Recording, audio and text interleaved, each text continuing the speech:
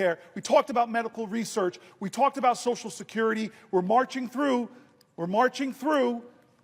13 hours. I got more in the tank. I just want to tell you a question. Do you know you have just broken the record? Do you know how proud this caucus is of you? Do you know how proud America is of you? The record has been broken. New Jersey Senator Cory Booker stood on the Senate floor for 25 hours and 4 minutes. Cory Booker did it. He just broke the record for the longest Senate speech in history. Here's the moment it happened. Cory Booker, a Democrat, just beat Strom Thurmond, another Democrat's record for speaking 25 hours on the Senate floor. I'm definitely hurting a little bit, but I'm feeling strong in spirit. Imagine this. It's a Monday evening in Washington, D.C., the kind of evening where most people are peeling off their work clothes, microwaving leftovers, and arguing with their dog about whether The Bachelor should be playing at full volume. But not Senator Cory Booker. At precisely 7 p.m. on March 31st, 2025, while you were probably debating between Netflix or sleep, Booker was striding onto the Senate floor like a man on a mission, or maybe just someone mentally preparing for a really intense spin class. Story after story after story. They live on such a precipice that any diminution of resources would drive their families into crisis and despair. Listen to John McCain explain why he voted no the last time the Republican Party tried to unite and tear down health care with no idea how to fix it and threatening to put millions of Americans in financial crisis and healthcare crisis. I can't believe we are here again. What kind of man is in our White House that makes fun of the disabled, who lies so much that the fact checkers lose count? A lot of us who've run stuff know that you don't just fire people and then realize the mistakes you've made and beg them to come back to work. The most valuable natural resource any nation has is the genius of its children. The administration wants to dismantle, defund, destroy the Department of Education and scatter its responsibilities across agencies that themselves are going through massive personnel cuts and are not equipped to handle them. We talked about immigration. We talked about Medicaid. We talked about Medicare. We talked about health care. We talked about medical research. We talked about Social Security. We're marching through 13 hours. I got more in the tank. He inhales deeply, steadies himself, and then begins to speak, continuously, relentlessly. Fast forward past midnight, through sunrise, into the next lunch hour, and onward. By the time the clock strikes 8:06 p.m. on April 1st, Booker had officially spoken for over 25 hours straight, shattering a Senate speech record that had stood undisturbed since 1957. Let that sink in. 25 hours, uninterrupted. No pauses for commercials. Just one man, one microphone, and an unending flow of words.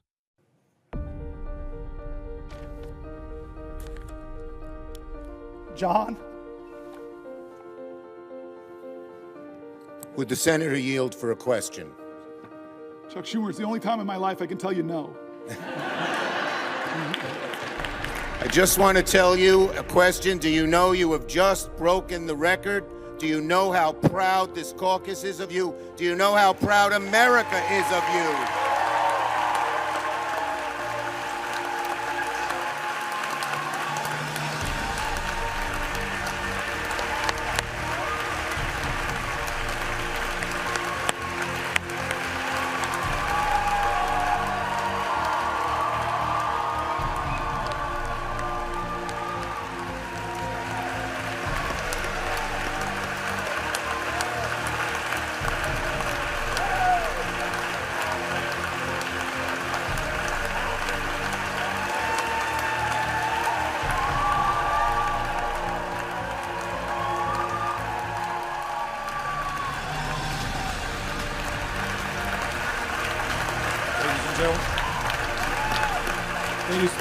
Ladies and gentlemen, ladies and gentlemen, ladies and gentlemen.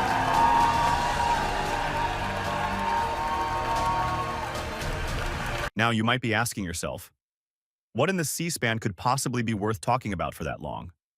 Was he reading bedtime stories? Reciting the entire script of Hamilton? Delivering a TED Talk on surviving family group chats? Nope. Booker was on fire, but not in the motivational meme kind of way. This was an all-out, hard-on-sleeve, soul-on-fire stand against the policies of President Donald Trump's administration. He covered everything: Medicaid cuts, veterans' benefits, foreign policy, tariffs, you name it, he broke it down. This wasn't your standard filibuster where a senator stalls a vote until their vocal cords surrender. This was something different. A performance protest meets civic sermon, a filibuster with a purpose, aimed at shining a light on what Booker called a crisis of conscience in America. His words, "These are not normal times in America, and they should not be treated as such. Politics has seen its share of dramatic moments, walkouts, mic drops, the occasional rogue shoe throw, looking at you, international politics." But there was something distinctly human about this speech. It wasn't just about policy. It was about people. Throughout the night, Booker read letters from everyday Americans, stories of fear, resilience, and uncertainty. A single mom terrified of losing health care, a veteran struggling to afford his medication, a teacher working 2 jobs just to make ends meet. It was like opening America's diary. The record has been broken. New Jersey Senator Cory Booker stood on the Senate floor for 25 hours and 4 minutes. That is a record. He spent that time primarily talking about his opposition to Donald Trump, his administration, Elon Musk, Doge, and the policies that are being enacted. He read letters from constituents who he said are scared, angry, upset, fearful of what the coming months and years mean, some of whom have lost their jobs. One constituent used to work for USAID and said he was so proud to serve, and that is no longer an option because she was let go. He also talked about health care. He talked about cuts to Medicaid and other social programs like Social Security, Medicare, talking about what that could mean. He invoked the memory of the late Senator John McCain, talked about his historic vote to thumbs down any attempts to take away health care from Americans. And so it was, whether you agree with him or not, it's pretty moving to watch someone stand for that long. Now, the rules were he could not leave the Senate floor.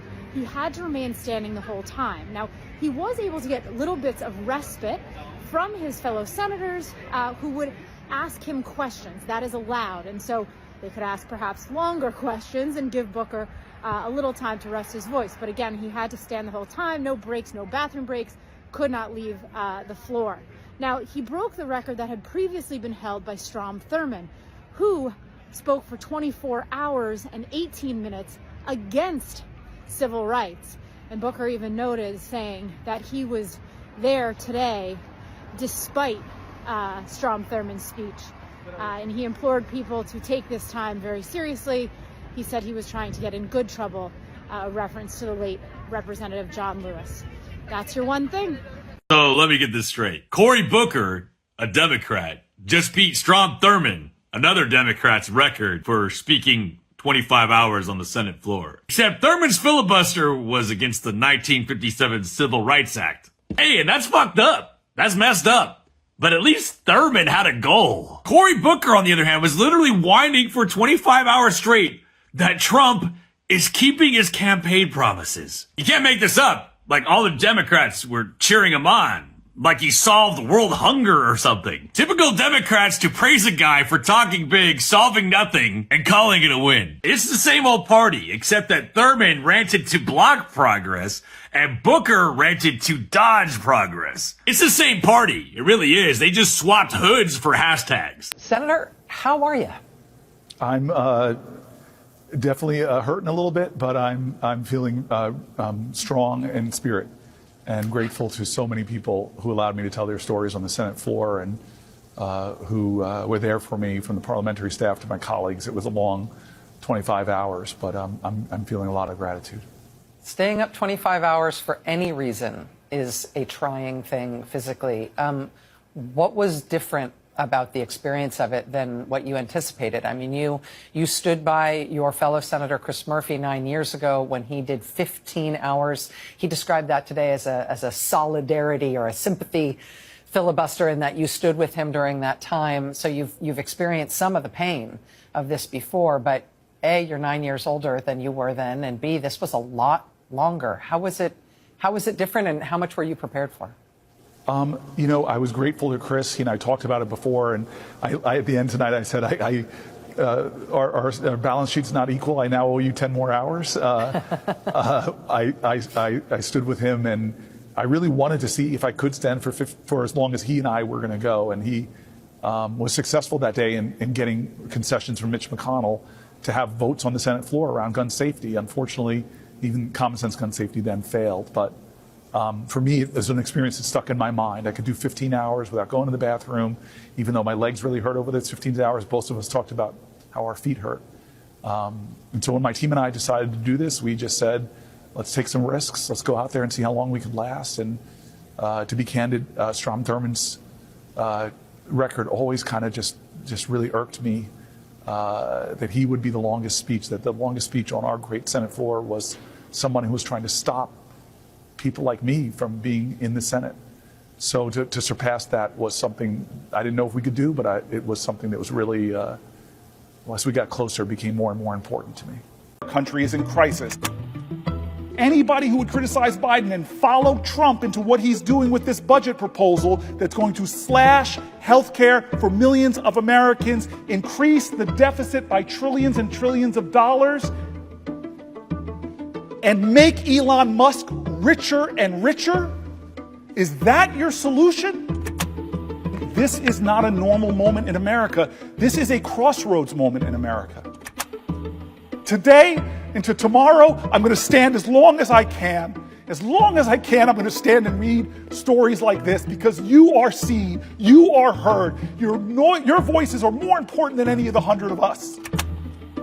Imagine one of these Americans gets stopped and doesn't have papers on them, and they see a tattoo, and next thing you know, they're sent to Louisiana or Texas, and next thing you know, they're on a flight.